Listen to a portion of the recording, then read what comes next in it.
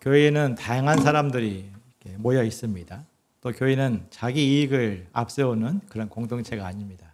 무슨 말이냐면 회사나 또 동호회는 자기 유익이나 자기 취향에 맞게 선택하고 그것이 아니다 싶으면 언제든지 그만둘 수가 있지만 하나님의 부르심에 기초한 교회 공동체는 그럴 수가 없습니다. 그러므로 영적 지도자는 각 사람과 성숙한 관계를 맺어갈 수 있도록 노력을 해야 됩니다. 그래야 할 때 교회가 갈등과 어려움을 딛고 풍성한 공동체로 나아가게 됩니다. 바울은 디모데에게 올바른 관계를 맺도록 하기 위해서 필요한 믿음, 자세를 말씀하고 있습니다. 말씀을 통해서 사람들에 대한 우리의 자세를 돌아보고 성숙한 관계를 맺는데 한 걸음 발전되기를 기도합니다. 1절, 2절에서 바울은 교회의 구성원을 나이와 성별로 크게 네 부류로 분류하였습니다. 늙은 남자, 늙은 여자, 또 젊은 남자, 젊은 여자. 몇 살부터를 늙은이라고 정의할 수가 있을까요? 1차적으로 디모데보다 나이 많은 사람, 나보다 나이 많은 사람은 늙은 사람이고 나이보다 나이 어린 사람은 젊은 사람이죠. 좀 더 정확히 의미의 늙은 남자는 나이는 많은데, 본문에서 늙은 남자는 나이는 많은데 능력이 떨어지는 사람, 또 젊은 남자는 나이도 어리고 능력도 부족한 사람, 이런 사람을 말할 것입니다. 바울은 그런 늙은 남자를 꾸짖지 말고 권하되 아버지에게 하듯 하라 말씀합니다. 남자들이 나이 먹고 능력이 떨어지면 젊고 힘이 넘칠 때 들어보지 못했던 말들을 들을 수가 있습니다. 나이값 좀 하지? 왜 그렇게 올드하게 나와요? 이렇게 구박을 받을 수 있습니다. 이빠른 말 좀 하면 꼰대 취급하며 무시를 받을 수도 있습니다. 직장에서 구박을 받고 또 집에 가서도 구박을 받고 그런 것처럼 교회에서도 구박을 당할 수 있습니다. 원로 목사들이 은퇴 후 가장 힘든 것 중에 하나가 뒷방 늙은이 취급받는 것처럼 느껴질 때라고 합니다. 주변 사람들이 와서 목사님 이제 무거운 십자가를 벗으셨으니 얼마나 편하시겠어요? 이렇게 덕담을 해도 오히려 그런 말들이 전혀 위로가 되지 않는다고 합니다. 바울은 늙은 사람을 아버지에게 하듯 공손히 대하라 말씀합니다. 늙은이는 능력을 떠나서 그 나이에 이르기까지 견디고 수고한 그 자체로 존중받을 이유가 충분하기 때문입니다. 늙은 아버지가 부자여서 또 국회의원이어서 존경합니까? 그렇지 않습니다. 아버지의 자리를 지키며 살아온 그 삶 자체가 아름답고 위대하기 때문입니다. 젊은 남자를 남동생 대하듯이 관용하는 마음으로 대하는 것도 그러합니다. 지금은 마냥 어린 것처럼 보이지만 이 사람도 나중에는 크게 성장하여서 큰 나무로 자랄 수가 있습니다. 영원히 어린 것이 아닙니다. 지금 어린 사람에 대해서 관용하는 것은 후에 내가 늙을 때 나에 대한 관용으로 되돌아올 수 있습니다. 늙은 여인에 대한 자세도 그러합니다. 어머니에게 대하듯 해야 되는 이유도 그러합니다.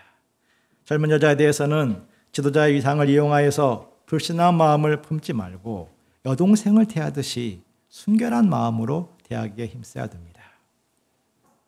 3절을 보십시오. 같이 읽어보시겠습니다. 시작. 삼과부인 과부를 존대하라. 과부는 과와 함께 대표적인 사회적 약자였습니다. 당시에는 전쟁이 많았고 남편을 잃은 과부들이 많았습니다. 그들 중 많은 이들이 교회로 몰려와서 복음을 통해서 큰 감동을 받았습니다. 그런데 교회는 그들 모두를 지원할 수 없는 한계를 가지고 있었고 또 과부들은 실제적으로 모두가 지원을 받기 원했습니다. 이것이 당시의 교회에 빠진 딜레마였습니다. 그러므로 바울은 참과부의 기준을 정하고 그들을 경제적으로 지원하라 말씀했습니다. 4절을 보십시오. 만약 과부에게 자녀나 손자가 있다면 선발 대상에서 제외하라 했습니다. 자녀와 손자들에게 효를 행하여서 그 부모를 공경하도록 가르쳐야 합니다. 경제적인 부담을 피하려고 교회의 책임을 떠넘기지 않도록 막아야 됩니다. 부모는 하나님의 대리자이면서 하나님이 보내신 양입니다. 자녀가 어릴 때에는 부모가 자녀의 목자 역할을 해야 되지만 자녀가 성인이 되고 부모가 늙으면 이제는 자녀가 부모의 목자 역할을 하는 것입니다. 그것이 하나님이 정하신 큰 원리입니다. 그러므로 마땅히 담당해야 될 의무로 알고 섬기도록 가르치는 것이 하나님 앞에 받으실 만한 믿음입니다. 그렇다면 교회가 지원해야 될 참과부는 누구입니까? 5절을 보십시오. 외로운 자입니다.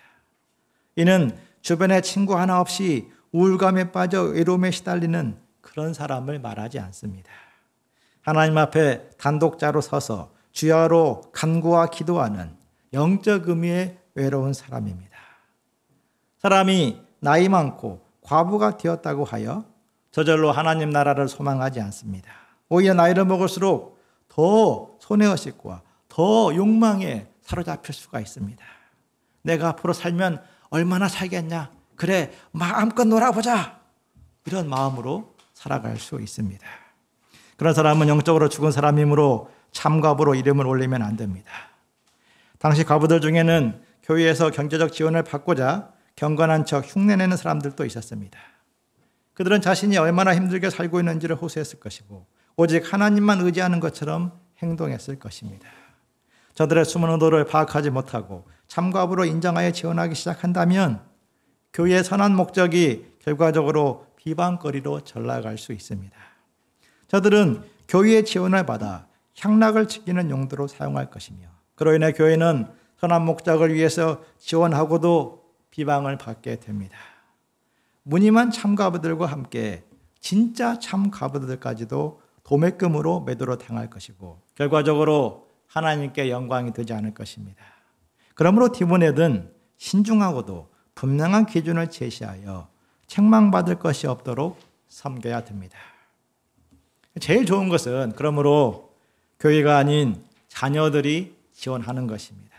그러면 불순한 동기가 파고들 위험도 없을 뿐만 아니라 자녀들에게 효를 행할 수 있는 기회가 되기도 합니다. 하나님은 효를 행하는 자들을 기뻐하시고 그들에게 복을 주십니다. 물론 효를 행하는 것은 만만치 않은 헌신과 믿음을 요구합니다. 대가족 제도가 아니라 핵가족 사회, 세대 간의 단절이 심한 현대 사회에서는 더더욱 그러합니다. 어느 목자가 부모와 자녀의 단절된 모습을 이렇게 표현했습니다. 우리나라 일부 가정에서는 아들을 낳으면 온 집안이 기뻐하며 기대합니다. 하지만 그런 아들이 고딩이 되면 엄마 아빠는 사촌처럼 느껴집니다. 대학을 가면 아들과 부모 사이는 육촌이 되고 직장을 하면 팔촌처럼 멀어집니다. 그러다가 결혼하면 설에나 만나는 친척이 된다고 합니다. 세상이 점점 그리 되어갈지라도 우리 믿는 자들은 자기 가족을 외면하지 말아야 됩니다. 한 영혼을 구원하기 위해서 온 힘을 다해 수고하는 것처럼 가족을 지원하고 섬겨서 하나님께 헌신된 인생을 살도록 도와야 됩니다. 만약 자기 가족을 돌볼 수 있음에도 외면하고 섬기지 않는다면 그는 믿음의 도리를 배반한 자입니다. 성경은 불신자들보다 더 악한 자라고 정죄합니다.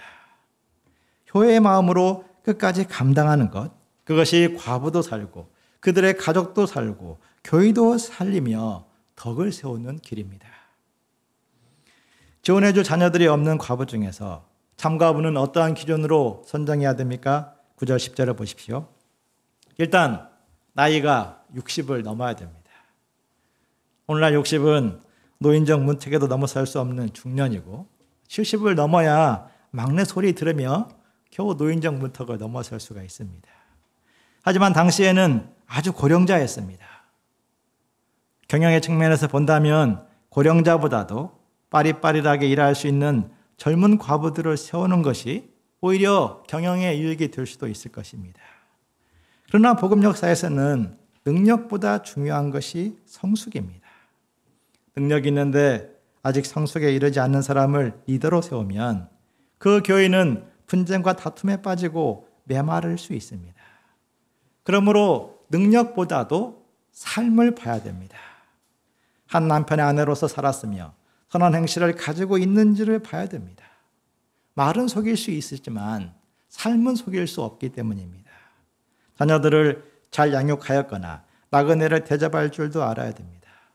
성도들의 발을 씻어줄 수 있는 섬김과 환난당한 자들을 구제하는 심정과 여러 가지 선한 일을 사모하는 내면을 갖춰야 됩니다.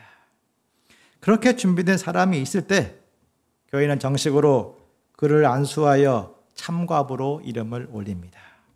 그때 참과부는 수녀들처럼 다시는 결혼하지 않고 오직 주와 복음 역사만 섬기겠다 헌신을 서약합니다. 그러면 교회는 공식적으로 그때부터 생활비를 지원했습니다. 참가부들이 주로 지는 십자가는 교회를 위한 중복이 되었습니다. 하루 종일 기도가 필요한 사람들을 수시로 막 기도합니다. 또한 병자, 간호, 여성 신도들을 신방하는 일, 그리고 여성 그리스도인들을 교육하는 일을 담당했습니다. 한마디로 우리식 표현으로 한다면 과부 할머니 풀타임 목자였습니다. 교회는 예배 때 참가부들을 장로 바로 뒷좌석 왼쪽에 앉도록 했으며 집사 다음으로 성찬을 받도록 했다고 합니다. 영적 리더로 인정한 것입니다. 참가부를 존대하라. 이는 힘없는 과부라고 무시하지 말라는 정도의 그런 메시지가 아니라 어느 신분, 어느 위치에 있든지 영적으로 준비된 여인들을 귀하게 여기고 지원하라. 그 말씀입니다. 바울은 남성 중심의 시대에 살고 있었습니다. 그럼에도 3절에서 16절에 걸쳐 참과부에 대해서 아주 길게 설명했습니다. 그리고 그 다음에서야 장로들에 대한 지원을 말씀했습니다. 이는 복음 역사에서 영적으로 성숙한 여인들을 세우는 것이 그만큼 중요하다는 바울의 관점입니다. 헌신적인 여인들은 교회의 반석입니다. 헌신적인 여성들이 하나 둘 세움받을 때 그 교회는 든든한 반석 위에 서 있는 것과 같습니다. 반면 헌신하는 여인들이 사라지면 그 복음 역사는 미래가 없습니다. 에덴 동산 때부터 그랬습니다. 하와가 무너지자 남자도 무너지고 에덴을 잃어버리게 되었습니다. 여인들이 무너지면 교회는 무너지고 맙니다. 반대로 하나님을 소망하고 선을 행하기에 힘쓰며 섬기는 내면성을 가진 여인들이 있을 때 하나님의 역사는 거기에서부터 시작됩니다. 우리 모임도 그랬습니다. 우리 이브 개척 역사 때 날마다 기도하고 날마다 캠퍼스를 신방한 사모들의 수고를 기초로 그 기초 위에 하나님의 역사가 일어났습니다. 울며 씨를 뿌리러 나가는 농부처럼 자녀들을 하나님께 맡기고 캠퍼스를 부지런히 오르내리며 수고했습니다. 양 한 사람이 올 때마다 함께 환영해주고 함께 서빙해주고 함께 대화했습니다. 일이 있으면 같이 신방하고 좋은 일에 같이 기뻐하고 축하해주고 말씀과 사랑으로 먹여주었습니다. 그렇게 때마다 헌신한 사모들의 수고가 있었기에 5층 방의 기적의 역사가 일어났던 것입니다. 저는 개척기 사모들의 수고들을 생각할 때마다 하나님께 깊은 감사를 드립니다.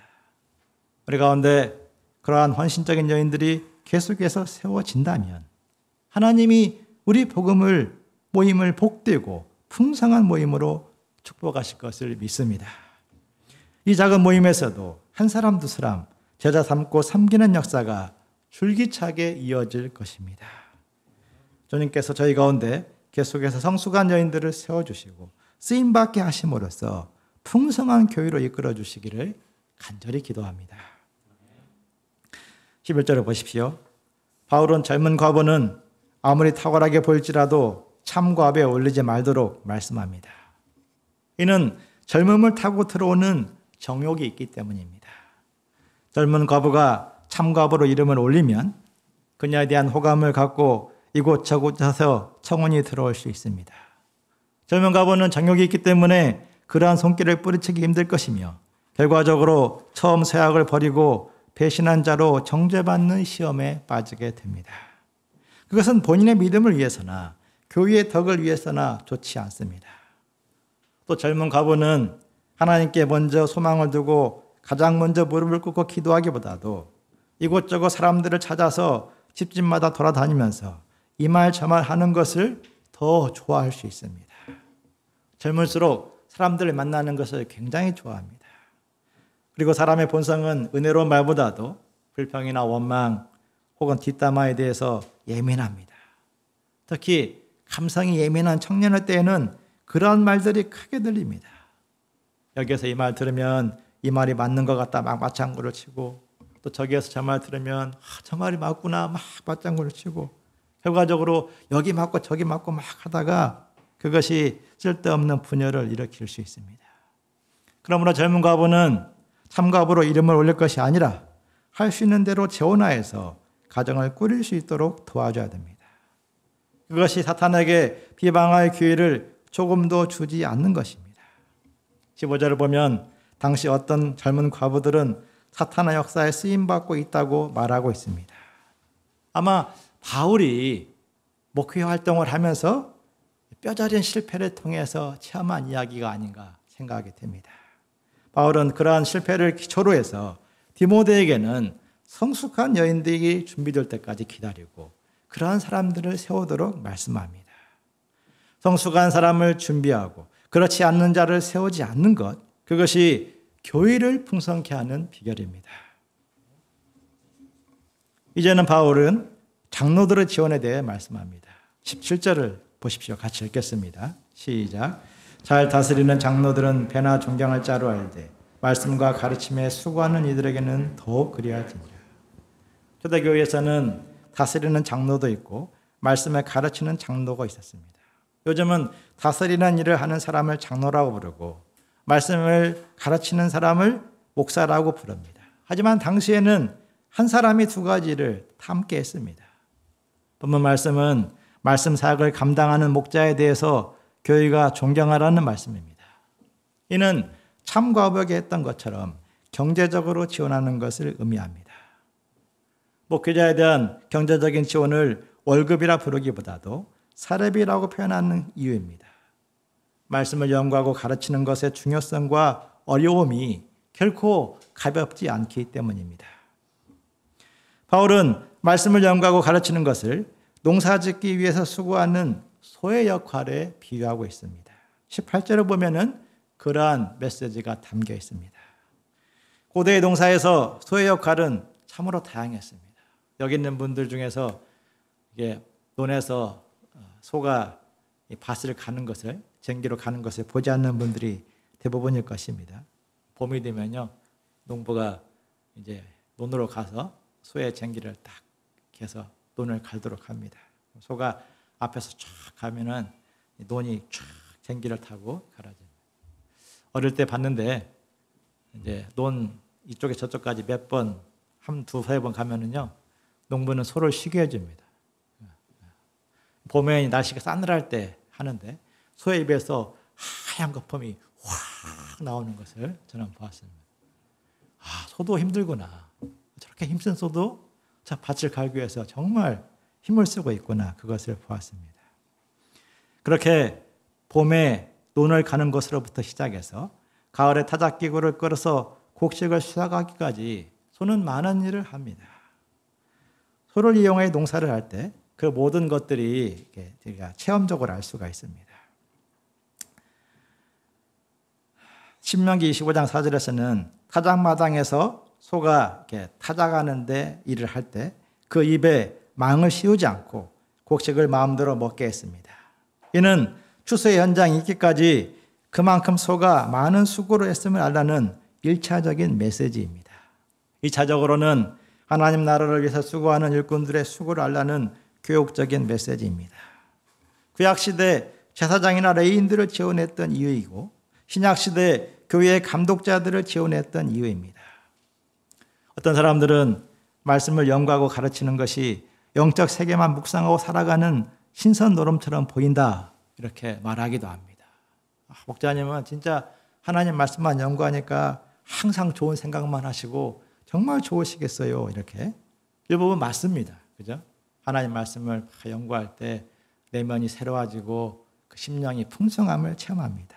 또 한편으로는 어려움도 있습니다. 어떤 사람들은, 어떤 목자들은 이제 말씀을 연구하면서, 말씀을 전하면서 자주 맨 땅에 헤딩하는 느낌이 든다. 이런 어려움을 호소합니다.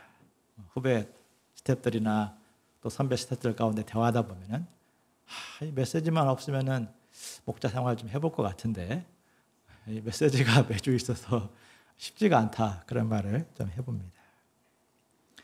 성경 말씀을 정확히 이해하려면 그 오래전에 쓰여진 그 배경과 함께 그 말씀의 의미를 찾고 이것저것 찾아보고 학자적인 자세를 가져야 됩니다. 또한 그것이 오늘의 현대 사회에 어떠한 메시지를 주는지를 또다시 고민해 봐야 됩니다.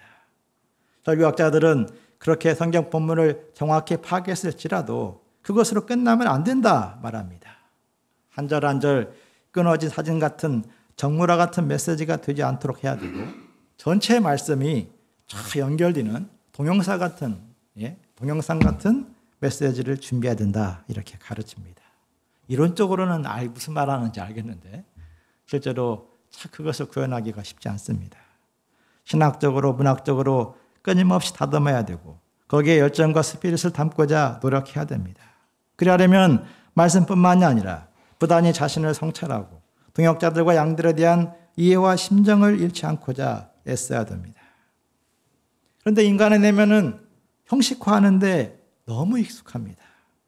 지난주 은혜 충만한 메시지를 전했을지라도 이번 주에는 바닥까지 메말라 버릴 수 있는 것이 우리 인간의 또 저의 내면입니다.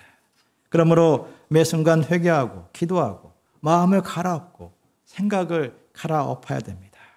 그러한 수고의 과정을 거쳤을지라도 그것이 항상 열매로 되돌아오는 것이 아니에요. 말씀을 제대로 증거했다 싶었는데 정죄로 돌아오기도 하고 하나님 역사를 빌드업하지 못했다는 마귀의 화살을 받기도 합니다.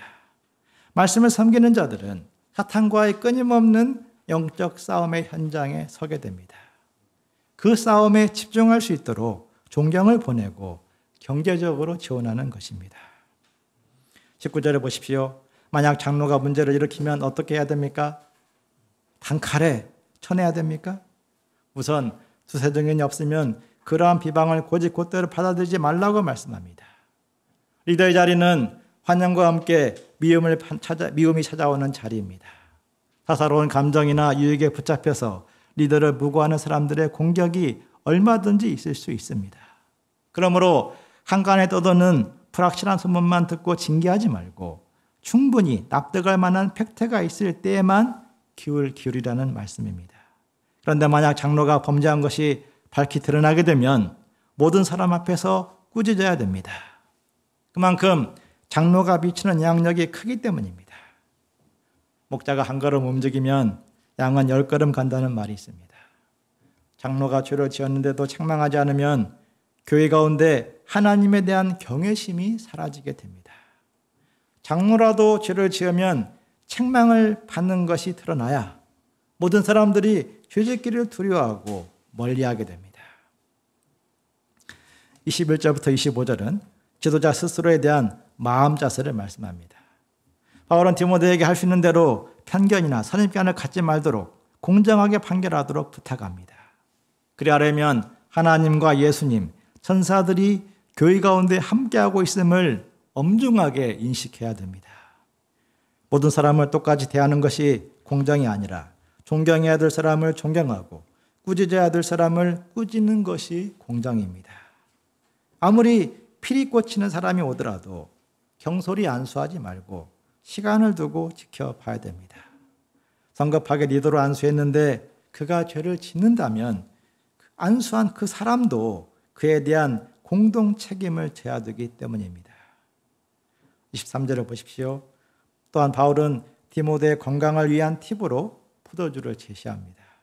디모데는 젊은 나이였지만 위장병 또 다른 병을 자주 앓고 있었고 목자 생활에 방해를 줄 만큼 건강이 좋지 않았습니다. 지도자는 건강 관리를 잘하여서 교회와 복음 역사에 부담이 되지 않도록 해야 됩니다. 자기가 모든 것을 책임지려고 하지 말고 하나님의 심판을 믿고 맡겨야 됩니다. 목자는 온 힘을 다해서 양들을 도와야 되지만 그 결과까지 책임지지 않습니다. 어떤 사람들의 죄는 밝히 드러나 먼저 심판을 받지만 어떤 사람들의 죄는 잘 드러나지 않고 심판을 피하는 것처럼 보일 때도 있습니다. 그러나 시간의 차이만 있을 뿐이지 모든 죄들은 반드시 드러나게 됩니다. 이 땅의 심판은 피해갈 수 있을지 모르지만 하나님의 심판은 피할 수 없습니다. 우리 모두는 장차 그리스도의 심판대 앞에 서게 될 것이며 선악간에 행한 그대로 심판을 받게 될 것입니다. 악행이 드러나는 것처럼 선행도 그렇게 밝히 드러날 것입니다. 그것을 믿어야 됩니다. 그것을 믿음으로 사람들의 반응에 일희일비하지 아니하고 지도자의 가야 될 길을 묵묵히 가는 것입니다. 때가 되면 하나님은 모든 것을 드러내시고 그 선악간에 행한 대로 역사하십니다. 그러므로 목자는 하나님께 맡기고 지금 할 수 있는 것을 찾아 최선을 다하기만 하면 됩니다. 마지막으로 6장 1절 2절은 상전을 대하는 종의 태도에 대해서 말씀합니다. 아마 초기 교인 중에 상당수가 종들이 차지하고 있었기 때문일 것입니다. 무릇 멍에 안에 있는 종들은 자기 상전들을 범사에 마땅히 공경할 자들로 알아야 됩니다. 여기서 마땅히가 포인트입니다. 군대이든지 직장이든지 상사를 마음에 들어하는 사람은 아마 거의 없습니다. 이렇게 하면 이렇게 해서 상사가 싫고 저렇게 하면 저렇게 해서 상사가 싫은 것이 인간의 자기중심적인 본성입니다. 마땅히는 절대적으로 공경하라는 것입니다. 그렇게 해야 될 이유가 무엇입니까? 첫째는 하나님의 이름과 교훈으로 비방을 받지 않도록 하기 위해서입니다. 하나님을 믿는다는 사람이 자기를 기준으로 말하고 행동한다면 그것은 하나님께 영광이 되지 않습니다. 성경 공부해도 달라진 것이 없네? 하나님의 교훈까지 매도될 수 있습니다. 살아있는 믿음의 표현은 윗사람을 존경하기에 힘쓰는 것입니다. 믿는 상전에 둔 사람은 주님 안에서 한 형제라는 이유로 대충 넘어가거나 봐줄 것을 기대하며 가볍게 행동하지 말아야 됩니다. 하나님 믿는 사람이 내 상관이니까 나는 잘 봐주겠지, 같은 신자니까 이렇게 기대하지 말라는 것입니다. 오히려 믿는 상전을 둔 사람일수록 더 잘 섬기고 더 열심히 충성하라고 하십니다. 왜 그렇습니까? 하나님은 믿는 사람을 복 주시기를 원하십니다. 내 상전이 믿는 사람이라면 내가 열심히 충성해서 그 사람이 복을 받도록 하는 것이 하나님의 뜻을 이루는 것입니다. 그러면 하나님도 그러한 믿음을 가진 나를 기뻐하실 것입니다. 왜냐? 하나님의 뜻에 내가 순종했으니까. 학교나 군대나 직장 어디에 있든지 범사에 덕을 끼치고 사람들에게 은혜와 복이 되기에 노력해야 됩니다. 살아계신 하나님을 믿고 그분의 주권을 믿기 때문에 그렇게 하는 것입니다. 그것이 하나님을 높이고 당신의 영광을 드러내는 길이며 우리를 살아있는 인생으로 만드는 것입니다. 우리 각 사람에게 그 믿음을 주시기를 기도합니다.